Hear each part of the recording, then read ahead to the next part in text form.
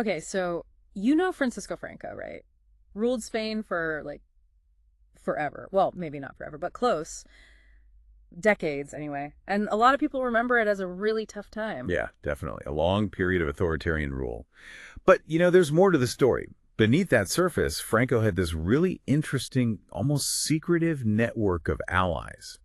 These connections, both inside Spain and internationally, were a huge part of how he stayed in power for so long. Yeah, and it wasn't just about brute force, right? It was this whole complex web of relationships. And when you start to look closer at who these allies were, it gets really interesting. Oh, for sure. You find some really surprising partnerships. I mean, we're Yeah. talking about Nazi Germany, the Vatican, the Spanish military, even the United States. Okay, so that's a lot to unpack. It's like, where do you even begin with something like that? I guess, like, the obvious starting point is the Spanish Civil War, right? You got it. The Spanish Civil War, that's 1936 to 1939, was the real turning point. That's when Franco cemented his authority. He led the nationalist faction, and he had support from conservative groups, monarchists, fascists, all within Spain. But what really made a difference was the international support he got. Right, and it wasn't just like words of encouragement, was it? It was some serious military backing. Exactly. Hmm. Nazi Germany and Fascist Italy sent real, tangible military aid. Hitler's Germany provided aircraft, tanks, troops. I mean, the Condor Legion, their actions were brutal, really devastating. And Mussolini's Italy, they sent troops too, and vital supplies. That foreign intervention, it was a major reason why the nationalists won the war. Wow. Okay, so obviously that foreign support played a huge role. But within Spain itself, it was the military that seems like the real foundation for Franco's long-term power. Absolutely. He was really skilled at bringing different parts of the Spanish military together, even if they didn't always see eye to eye politically. And that unity created a powerful, lasting base of support for him. Their loyalty, it was forged in the Civil War, and a lot of those military leaders remain his key allies for his entire time in power. Okay, so we've got this brutal civil war and then these crucial alliances with Hitler and Mussolini.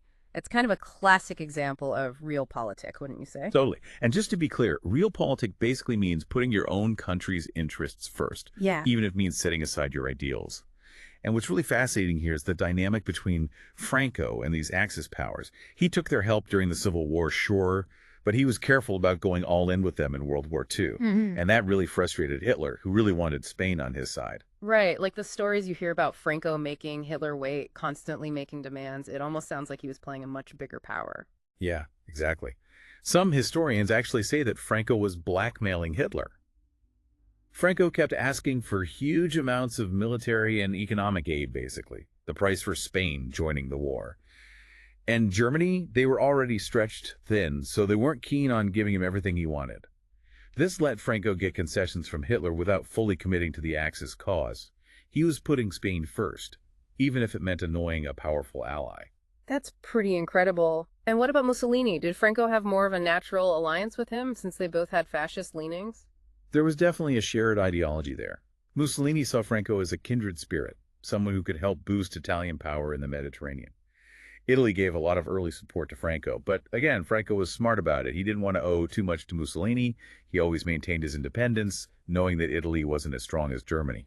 So, from these kind of complicated opportunistic relationships with the fascist powers, let's shift gears to another source of support for Franco, the Vatican. This one feels particularly complex, especially given the nature of his regime. Yeah, for sure. The Catholic Church, they gave Franco a lot of moral and spiritual legitimacy. During the Civil War, most of the Spanish clergy backed the nationalists. They saw Franco as a defender of traditional Catholicism, a bulwark against the Republicans, who they saw as anti-religion. And it wasn't just passive support either. The church actively got behind him. Oh yeah, absolutely. They presented the war as this religious struggle, almost a holy war against communism and secularism. And that endorsement from the church, it had huge sway. It helped rally support for Franco both inside Spain and amongst Catholics around the world. And it wasn't just about shared beliefs. The church got some pretty concrete benefits from this relationship too, didn't they? Exactly. The Concordat of 1953, that was a big deal. It solidified the alliance between Franco and the church. Basically, it gave the church all these privileges in Spain. Yeah. They had a lot of control over education, the media, even parts of civil law. So in some areas, the church was basically a co-ruler, which meant they were tied to Franco, and it was harder for people within the church to criticize him. So it was a win-win for Franco and the church, in a way. And what about the Pope himself, Pope Pius XII? What was his position on all of this? Pope Pius XII, his support for Franco was more low-key, but it was still crucial. The Vatican's whole approach to Franco, especially after World War II when things were tough for him, it gave him the international recognition he really needed. The Pope's kind of unspoken approval helped make Franco look better on the world stage. Okay, so we've covered the military, the fascist powers, the Vatican. That's a lot already. But Franco's network also included people working behind the scenes within Spain itself, right? Like the military and corporate elite. Right on. Franco cultivated a lot of loyalty within the Spanish military elite. A lot of the officers who supported his initial coup, they kept their powerful positions throughout his rule. This whole network of loyal generals made sure he stayed in control of the armed forces, which was key to shutting down any potential threats to his power. And what about the Falange, that far-right party? They were a big part of it too, right? For someone who isn't familiar with them, what exactly was the Falange? So the Falange, they were a Spanish political movement with this nationalist syndicalist ideology, kind of inspired by fascism. They were a big part of Franco's regime. At first, they were a separate group, but Franco was clever. He brought their leaders in and used their structure to enforce his rule and squash any opposition. Their vision of a unified nationalist Spain, it matched up with Franco's goals. So they were useful to him, in a way. And then there's the whole economic side of things. How did businesses and corporations help keep Franco in power for so long? Well, the big companies and wealthy landowners, they benefited a lot from Franco's policies. His regime protected Spanish industries from foreign competition. And crucially, he really cracked down on labor movements, which meant those companies could keep wages low and maintain a system that worked for them. In return, they gave Franco's government money and political backing. And yeah, there were definitely specific industries that thrived under Franco. Mining, shipbuilding, textiles, those sectors saw a lot of growth and consolidation because of his policies. So their success was directly linked to the stability of his regime. So it was kind of this mutually beneficial relationship. Okay, so we've talked about how Franco built this really strong network within Spain. But after World War II, the whole world changed with the Cold War. How did that affect Franco's position? The Cold War, that was a big turning point for Franco. At first, he was isolated because of his ties to the Axis powers. But then the United States started to see him differently. Spain's location right on the edge of the Mediterranean became really important for the U.S. in terms of containing Soviet influence. So all of a sudden, Franco went from being an outcast to a potential ally in the fight against communism. Exactly. The U.S., their main focus was stopping communism, so they were willing to overlook Franco's authoritarianism. This led to the 1953 pact between the U.S. and Spain, which was a big deal. What exactly did that pact involve? It sounds like it was really important for Franco. It was. It let the U.S. set up military bases in Spain. And in return, Spain got a lot of economic aid. And this was crucial international recognition, which helped them break out of their post-war isolation. This pact basically created a new alliance for Franco, even if it was based more on pragmatism than anything else. We talked about how the Vatican helped make Franco look legitimate within Spain, but did that also have an effect on his international standing, especially as the Cold War started to divide the world into different camps? Basically, yeah, the Vatican's acceptance of Franco, along with the growing fear of communism in the West, it made other countries less critical of him, which helped pave the way for that alliance with the U.S. So the timing worked out for him in a way. And it wasn't just military and economic support from the U.S., was it? They also seemed to ignore some of the more problematic aspects of Franco's rule. Unfortunately, that's true. The U.S., they were so focused on the Cold War that they mostly shielded Spain from criticism about its human rights record and lack of democracy. Franco's strong anti-communist stance, that's what let him keep that support from the U.S. It's a reminder that sometimes global politics can trump everything else. Okay, so besides these major players, were there any other countries that were part of Franco's network, maybe ones with similar ideologies? Yeah, there were. He was particularly close with Antonio de Oliveira Salazar, the leader of Portugal. They were both authoritarians, nationalists, conservative Catholics. They didn't trust communism. Their support for each other helped both of their regimes survive in a Europe that was becoming more and more democratic. You could really see that in how they always backed each other up in international affairs. So they had each other's backs. What about further afield? Were there any connections with Latin America, for instance? Actually, yeah. After World War II, a few Latin American countries, especially Argentina under Juan Perón, they still had some pro-fascist feelings.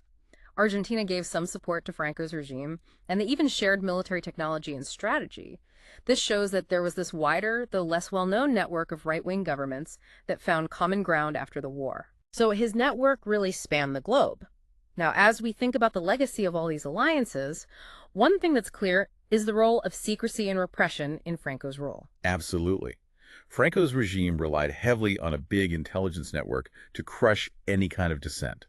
The Servicio de Información Militar, or Military Intelligence Service, they were known for being really good at keeping tabs on opposition groups and getting rid of political rivals. It's scary to think about how many people suffered because of these strategic alliances, all the people who were victims of this regime. That atmosphere of fear and surveillance, that's what let him keep his authoritarian control. You were asking about their methods. Well, they spied on people everywhere, they had informants all over society, and they didn't hesitate to use intimidation, imprisonment, or even violence to silence anyone who opposed them. And it wasn't just about silencing political opponents, was it? There was also this whole element of cultural repression. Right.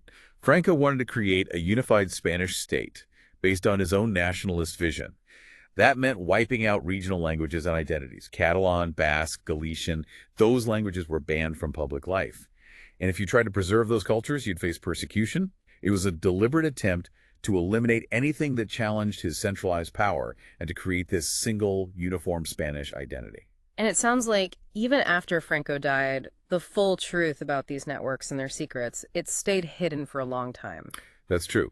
When Spain was transitioning to democracy, there was this reluctance to really face the dark side of Franco's regime. A lot of the alliances he made and the deals that made them possible, they stayed secret for decades. Documents and first-hand accounts only started coming out recently. Historians are still discovering things about how these relationships worked. It's pretty sobering to think about how far Franco's alliances reached and how they enabled him to rule for so long, even though it was brutal for so many people. From military power to the backing of the church and those Cold War partnerships, he was really good at navigating a turbulent century.